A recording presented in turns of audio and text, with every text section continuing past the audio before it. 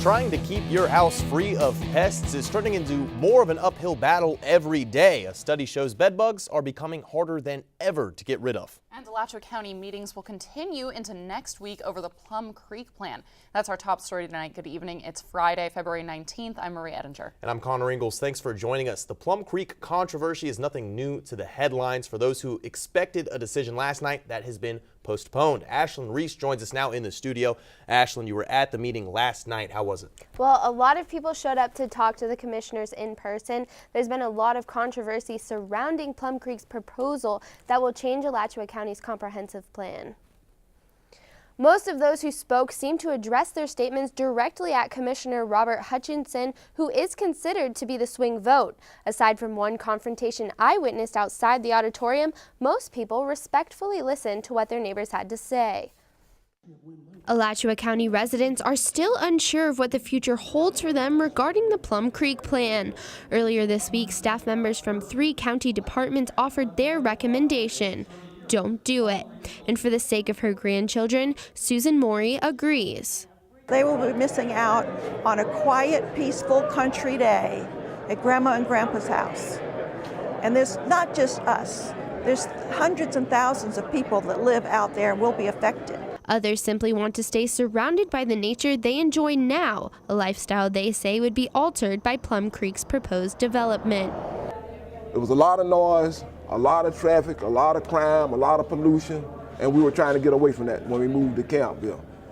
I never had a chance to be around nature to the extent that I am over in Campbell. If the Plum Creek plan does go through, some residents like Morey are concerned that they'll not only lose the peace and quiet, but County Road 234 will lose its scenic highway status. But ex-Commissioner Susan Baird said she wishes she still had a vote. If she did, yes would be the answer. Others in the auditorium agreed with her. I just want to grow with the community. I want to see this community do well. I don't want to be forced to relocate to another city or another region because the economy isn't economically prosperous. After a 5.5-hour meeting last night, not everyone got the chance to speak, but they will have another opportunity next Thursday night starting at 5 o'clock. The location of the next meeting has not been determined yet.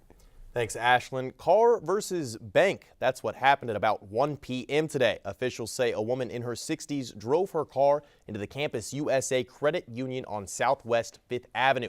Emergency medical personnel determined that the woman suffered a medical episode in the parking lot. No employees or customers were injured. GRU was called in to make sure there were no electrical hazards caused by the accident. The Seth Thomas clock in downtown Gainesville is almost finished being repaired. WUFT's Laura Peevler has more about this historic clock. With only about 2 months to go, the clock will soon strike again. The clock stopped ticking at 12:08 on June 25, 2015. It has been in need of several repairs. In addition to the clock stopping, there was some damage to the structure because of a leak in the roof and some other minor maintenance issues that needed to be fixed. The final repair will have the clock running again soon. Workers say that they had discussed with city officials the idea of adding an electric motor, but they didn't want to take away the historic aspect. We as a whole in facilities decided that it would be best to keep it in its original state. The clock was purchased in 1885, where it rang in the old Alachua County courthouse. And then in 1983, it was restored and a tower was built to hold it by a man named Ted Crom. Crom worked on the clock in his own private workshop, and his son has been working on the clock for a long time too, and even remembers hearing it ring as a kid. And the clock was always in my house when I was a kid, and the bell, Mom used to ring the bell for us when it was dinner time. That was get you home from down here. Still, the town was small and quiet back then. The clock is not only seen by drivers going by, but North said homeless residents have told him they rely on it. Crom now hopes that everyone else in the community will get to enjoy this piece of art too. All the artwork, it works well in conjunction for our community to hold us all together with history. Laura Peevler, WUFT News. Now that the structure is finished, the actual clock can be repaired and the project will be finished. Mom always said, don't let the bed bugs bite. And if they do, bite them back. But how do you get the upper hand if conventional treatments stop working? WUFT's Catherine Bonte has those tips. If I go, I get them all excited. They're tiny and may seem harmless, but bed bugs are one pest you now have to worry about. A study in the Journal of Medical Entomology says bed bugs are becoming great at resisting common household products. In the past, a simple chemical treatment was the most popular solution to kill bed bugs, but using the same treatment today may only make the problem worse. And one reason they have been resistant to that for quite some time is because that's really the only thing that was used, especially when they first appeared or reappeared here in the U.S. People were using large quantities of these products, and this develops resistance in the populations. The pests have built immunities to a pesticide called pyrethroids, a pesticide used in most bedbug exterminations. Now, if you find a bed bug hiding in your sheets, experts say to try heat or maybe a call to your local pest control to rid yourself of the problem. Danny Whitten says he treats places as big as warehouses and as small as apartments. Bed bugs may be small, but Whitten says they know how to survive.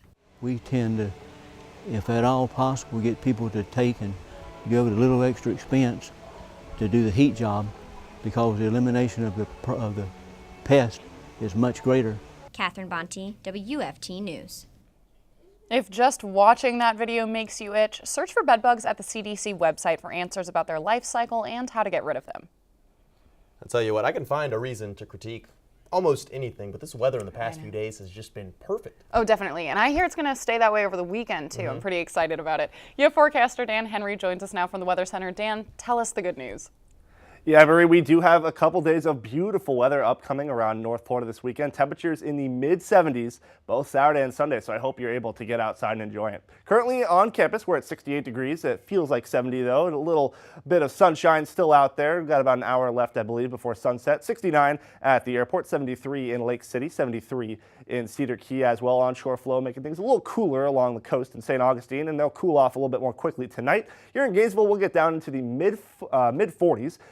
Near 50 by 2 a.m. So grab a light jacket by the time you head out. And if you're going to Daytona this weekend, boy, I've got some good news for you there. Highs in the low 70s along the first coast. So some good weather there. I'll talk about the full 6-day forecast in my full weather update coming up in just a few minutes. Back to you.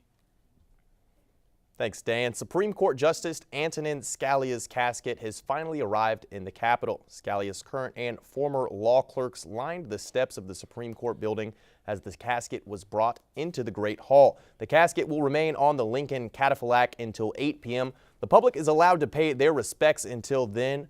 A funeral mass will take place tomorrow morning, followed by a private burial. With only one day left until the South Carolina GOP primary, the latest poll still shows Donald Trump at the top. According to a new NBC News Wall Street Journal Marist poll, Trump has support from 28% of the likely Republican primary voters. Ted Cruz comes in second place at 23%. Marco Rubio takes third at 15%, and Jeb Bush is close behind him at 13%. The Democratic South Carolina primary will take place next Saturday. While the Republican candidates take on South Carolina tomorrow, the Democrats are focusing on Nevada. The Democratic Nevada caucus will be held tomorrow. An NBC News Wall Street Journal poll has Hillary Clinton in the lead, but the poll numbers are still pretty close. While Clinton holds 53% of Democratic primary voters, Bernie Sanders has 42%. The margin continues to close. Just last month, Clinton had a 25-point lead over Sanders. The Republican contenders will hold the Nevada caucus on Tuesday. WUFT News First at 5 is just getting started. Coming up, UF research scientists are creating a new mosquito trap that may be able to prevent the spread of Zika. Plus, Pulitzer Prize-winning author Harper Lee has passed away. Those stories and more coming up after the break. Beautiful conditions for the weekend, but we do have some big changes on the way for next week. Find out the details after the break.